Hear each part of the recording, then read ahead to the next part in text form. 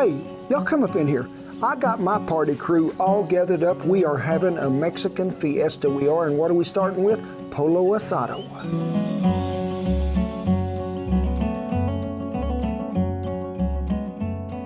Pollo Asado, which means, literally translated into English, chicken on the grill.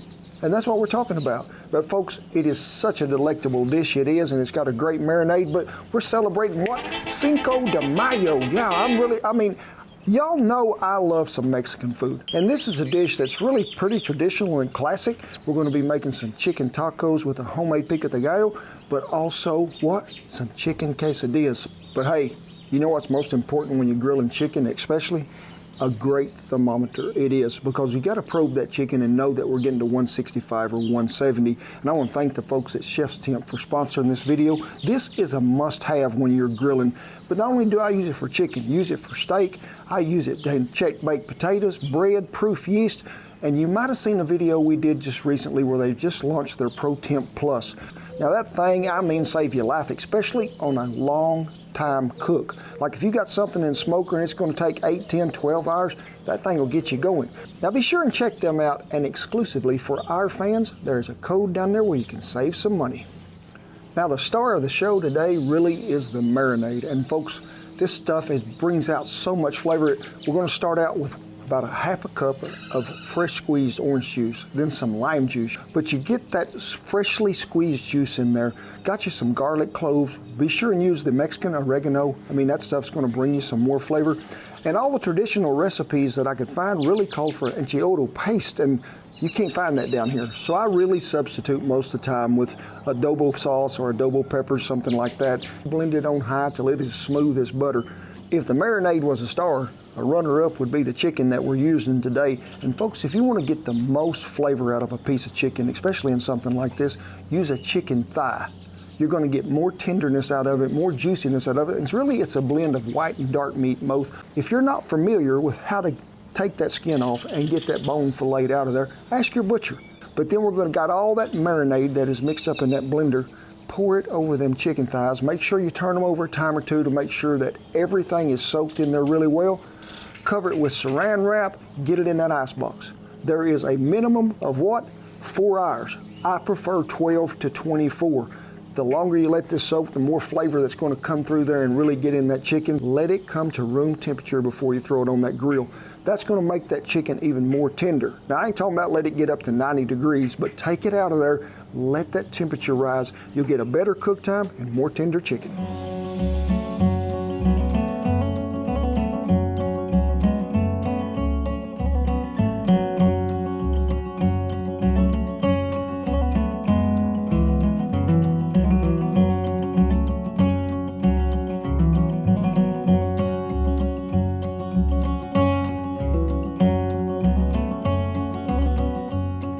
Now, most of the heat on this Hasty Bake Grill, the Legacy, is down on this far end. So we loaded all that chicken on the other end of that. It's more like an indirect heat. We're going to let it really warm that chicken up before we place it directly over the fire. Now, probably going to cook, I'd say maybe 15 to 16 minutes, something like that, pretty close, but we're going to reach an internal temperature of about 165 to 170. Now, I started out with just some good hardwood lump, and from the smoky woods, folks, I added some cherry wood to it. I really like the flavor that a fruit wood's going to bring to that. You can mix cherry and apple together. You can use just straight apple, but be sure and try some fruit wood. Put it in there when you're cooking with something. You'll get a really good bark to color it with, but also a great flavor that goes with it. We're probably going to let this chicken down here on the indirect side of that heat probably go about 10 minutes. Then we'll bring it down here to the hot end, which is the direct side of the fire, and we'll probably go about 2 to 3 minutes aside till we can get that internal temperature just where we need it with that Chef's Temp.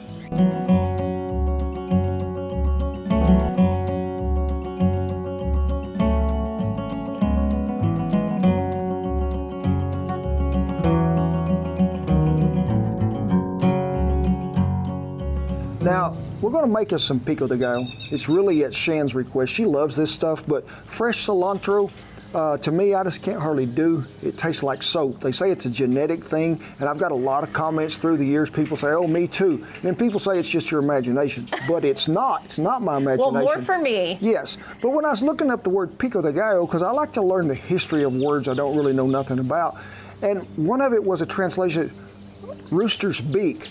So if some of y'all really know maybe another meaning for pico de gallo, please let me know. But we started out with 1 jalapeno, took the seeds out of it, 1 little small white onion, some diced tomato, dried cilantro, and lime juice. And we'll just get it all mixed in this bowl while that chicken is over there cooking. Remember, we still got that chicken on the indirect side of the heat.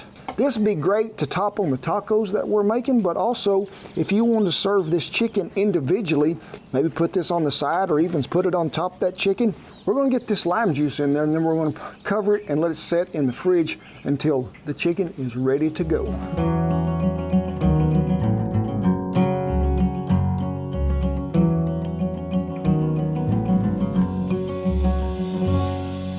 Well, we probed that chicken with the chef's temp. It was about 147, so 147 to 50 right in there somewhere is a pretty good point to where we can move this chicken back over here to the direct end, get us some good color on this chicken. We don't like too much being done. We're still pretty good ways from the fire, about like that, because we don't want to burn this chicken, but it's already tender. Some of it's trying to fall apart. And you'll notice some of these thighs too are smaller than others, so they're going to be the first ones to come back over here on the cool side of the planet here in a minute. Probably going to go about maybe 3 minutes aside at the most. We'll flip them again. Keep on checking till we get to about 165.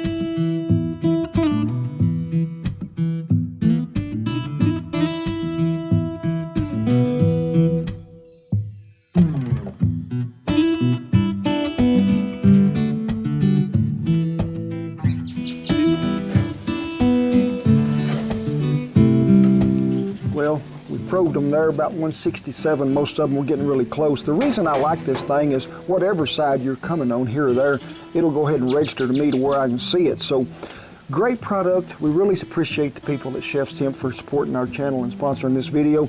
You gotta have one of these, folks, if you're gonna cook chicken.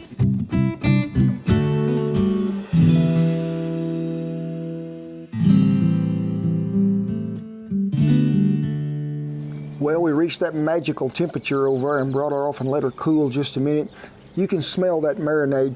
I mean, there's so much flavor that's in this chicken, and it is tender. It is. I mean, look at that. That's why you got to use these thighs. You're going to get so much more flavor out of it. You could serve this just like it is, just go to eating it, or you could pair it up with rice and beans, whatever you're going to do. The thing that you get right off the bat to me is that good, really sort of a citrus flavor that's got in there from the orange juice and the lime juice. But the cumin and the oregano that's in there, it just brings out such a great south of the border Mexican taste to me that I'm thinking this is a keeper from now on, Shan. We may not even make no tacos or quesadillas, we'll just eat it all. You can eat it like this, but we're going to pair it up too and even do it a little bit different. Here we're going to make us some chicken quesadillas and some chicken tacos, so don't run off.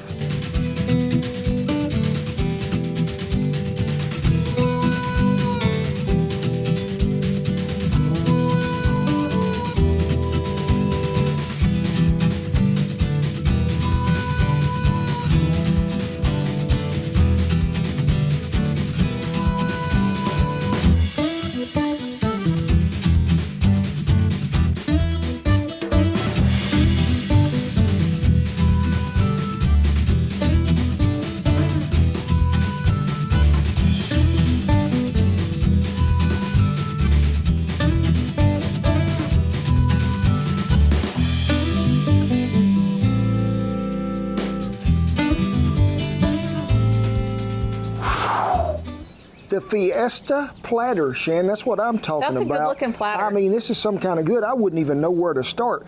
Quesadillas, tacos, and on them tacos, we sort of featured the Fresh Chili Company's new 575 sauce. It's gonna have a little bite of that. Give me some of that chicken and cheese. Wait, you gotta dip it in the guacamole. Oh, in the guacamole. I think so. I mean, okay. It's there. All right. The taco, pico de gallo.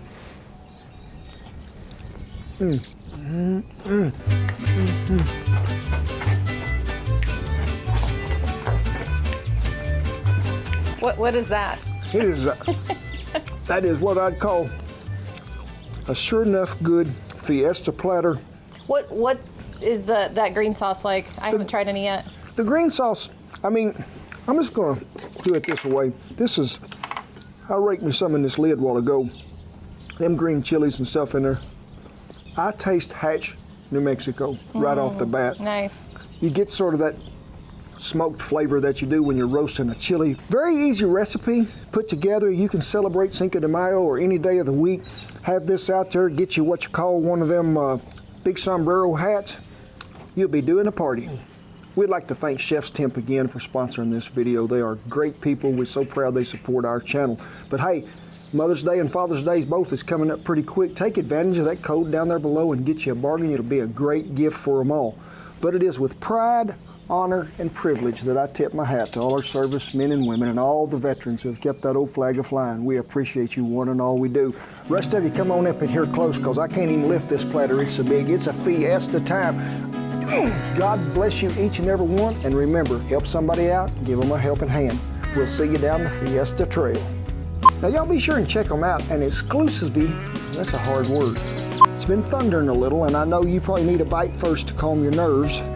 We don't know where Duke is. Cletus is fast over there napping. Cletus! Cletus! Cletus! Do you want some cheese?